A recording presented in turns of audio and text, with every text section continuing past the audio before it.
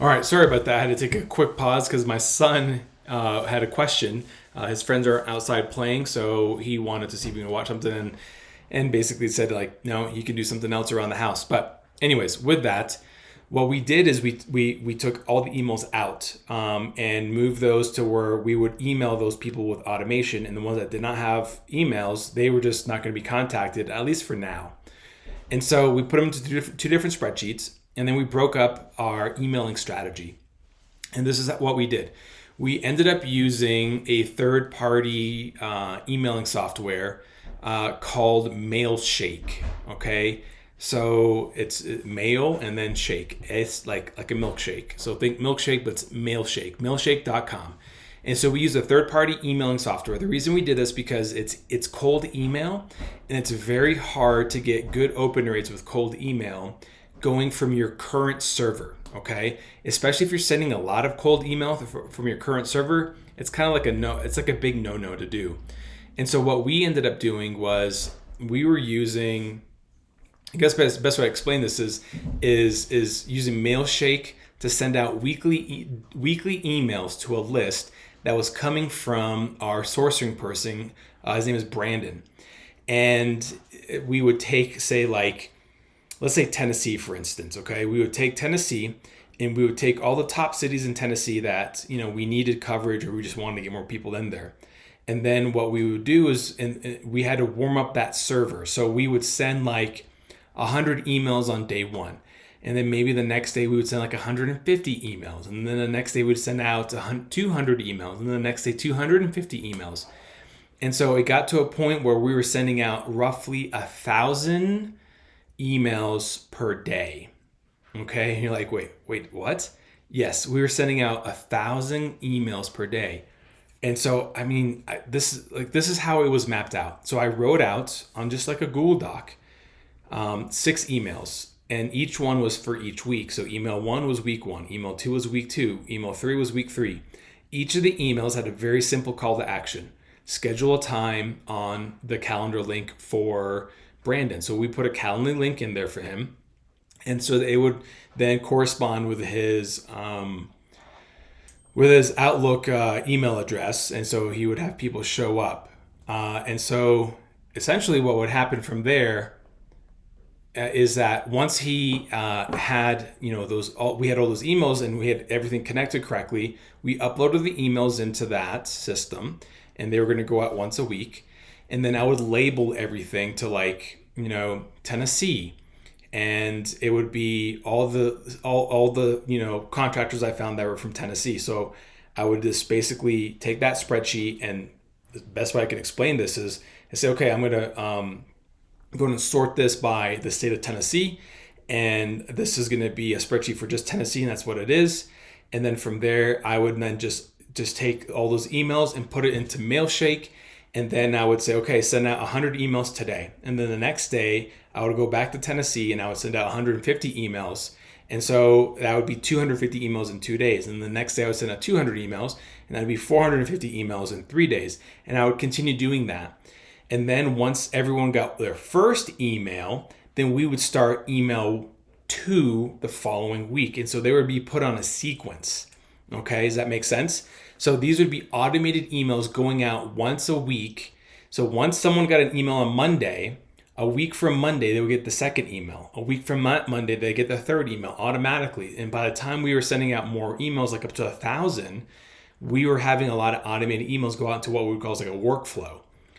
And then so the way people would get off of those emails is if they replied back and said, take me off, and we had specific things in the email. And then that would then basically remove them from the email. Or then what would happen is that our sourcing person, Brandon, would have to go in there and manually take them off so that they wouldn't get any more emails as well too. So there was a little manual work, but then all these emails were being sent out from his email domain, so his email address. People were reading the emails, replying back, yes, I'm interested. He would then say, hey, great, just click on my link and schedule a time, and then we'll go from there. They will start scheduling times on his calendar. And so the emails, the way they were written, were very simple. It was all text.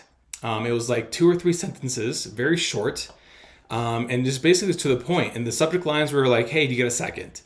and wanted to know, hey, we just landed some, big projects for the U.S. Post Office. And we're curious to see if you're interested in getting some more projects in your area as we get more jobs coming in. And people were like, yeah, this would be great. And so they thought they had to pay a fee or anything like that, and they didn't. So we basically just paid them straight up what it was, or we would negotiate a price. And that's kind of what it boiled down to. And so since Brandon has been in the HVAC industry for such a long time, he knew how to carry that conversation. And so he would basically talk to these guys or girls, whomever, and he would talk to them, and he would kind of determine if they were a good fit. And if they were a good fit, then he would send them a follow-up email that would basically require them to fill out like a W-2 and some other stuff, insurance and stuff like that. So what happened from there is then the person would basically then be in our database. And so whenever we would have someone that needed to, get some work done in, say, like Knoxville, Tennessee, and we didn't have any coverage, for instance, then we'd go through our list and we'd be like, oh, there's a Knoxville place, and we would then send them a job. Or we would call them and tell them what the project was, and they would accept it if they wanted to do it. And so we did that for every single state. And we didn't get through all the states, though, I can tell you that, because by the time, as this was going through, the pandemic was kind of at full-fledged, and eventually like things kind of started slowing down. And so we started cutting budgets on software and some other things. And then obviously I also got cut as well too. And so what that means is we basically were able to not spend $1,000 or $2,000 for each state to get like a bunch of, contacts. We were able to spend a few $100 a month to get several thousand contacts. And so we would do this for every single state. And it was really simple. It was nothing elaborate. So I'll go through it one more time, because I know this seems very complicated, especially if you're listening to this. You're not going to really understand how this is all kind of mapped out. So we would use D7 Lead Finder, and D7 Lead Finder would essentially help us create the right type of searches that we need. Okay, so we would put in HVAC, and then we would put in, after that, we would put in the city, and then it would scrape the internet, and we get a spreadsheet. And so we would focus our search a certain way, be like, okay, we're going to go after the state of Wisconsin, and we're going to go all the 10 top cities in Wisconsin, and we'd type them all in, and then it would do its search and do its thing, and then that was it. And then we would get a spreadsheet from that, because they would spit it onto a CSV file. We would take that and we would extract any contacts that had no email addresses and took them out, and we would keep only that had email addresses. So once we did that, and then we took that list and we uploaded it into Mailshake. And then in Mailshake, we had templated emails that we wrote emails 1 through 6 for basically 6 emails. And they were all built off of each other for like, hey, I sent you an email last week reminding you to see if you're interested in taking any other jobs, et cetera, et cetera, et cetera.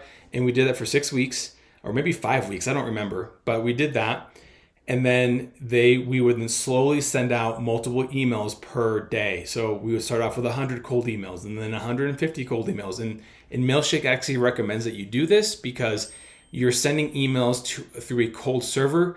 And if your emails get tagged and classified as spam really quickly, because you've been sending too many emails, then the emails won't be getting sent out, and they'll be going to the spam filter. So it's really important to basically use this strategy very, very articulate. Like pay attention to how you're going to do it, so that you're not sending out too many emails all at once.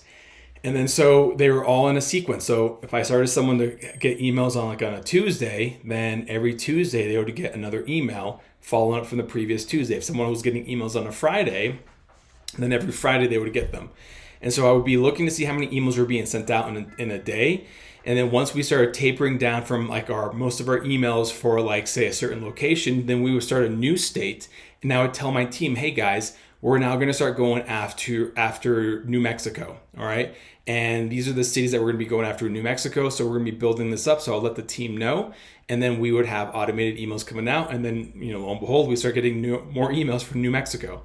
Now, there is a caveat to all of this. if sometimes some of these companies weren't classified correctly, they might be classified as a solar company. So that's what we were seeing, is that some of the companies were solar companies. And so we had to actually do some spreads. We had to do some searches to see what some of these people were getting classified as, the companies, and then take them out. So you might want to do a little scrubbing on your own, because this is not a fail-safe kind of strategy, but is a very economical and quick way to grow your vendor list. Now, this strategy alone, I should probably charge several $1,000s for this. And I'm dead serious when I say this, because you literally would have to spend 50 grand to do something like this, okay? Because you'd have to buy a list for every single state. And so this is super economical way of how to do that. And then, writing the email and then implementing the strategy and then executing the strategy, very simple.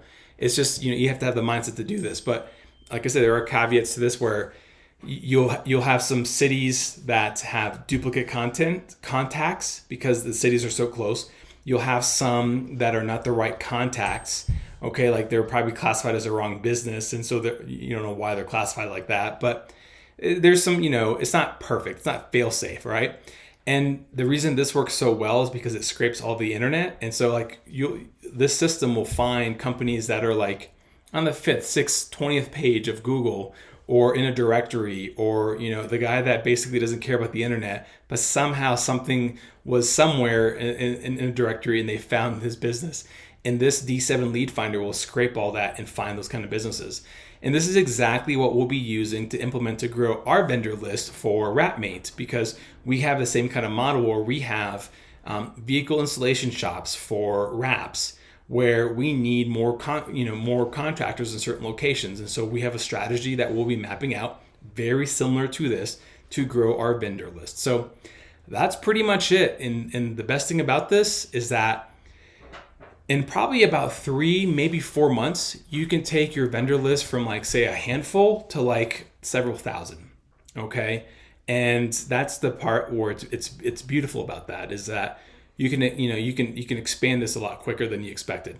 If you found this super valuable and you actually enjoyed this podcast, please do me a favor, do 3 things. Number 1, share this podcast with somebody. So DM them or send them a text message, but get this podcast and send it to them, because we continue to deliver a ton of value behind these podcasts. Number 2, give us a review on on Spotify or on Apple Podcasts.